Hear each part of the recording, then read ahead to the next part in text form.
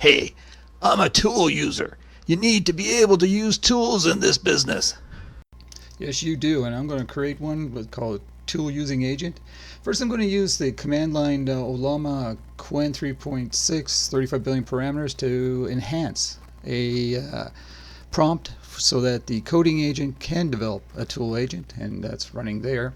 What will happen with that is it'll be used along with 4 ollama docs to guide the coding agent. Those docs were streaming, thinking, structured outputs, and tool calling. And those will all be loaded into the coding agent. And there it is. They're loaded, going to the end. And the code will start to generate. Obviously, I should add a prompt enhancer to the coding agent. As this goes along, what's going to happen is I will save it.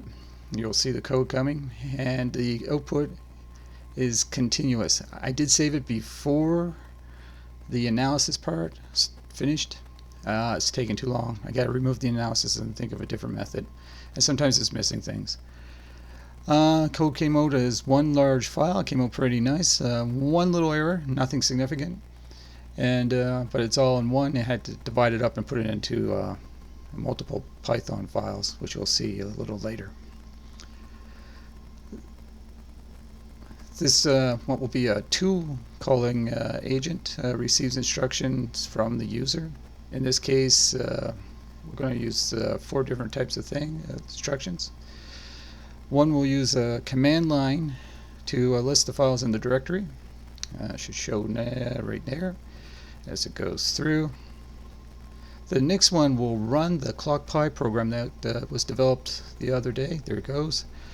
Next prompt asks what type of file, an image file that was listed, a PNG file. What type is it?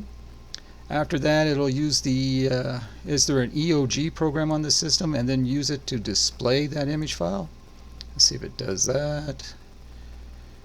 And yep, there it goes.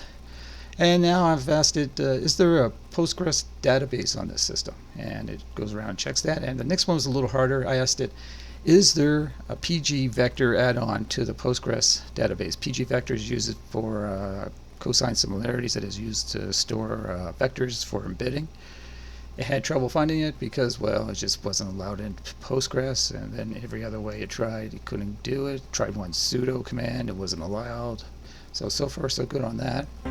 And this guy is in a library in search of information. I hope he finds it. Thank you for watching.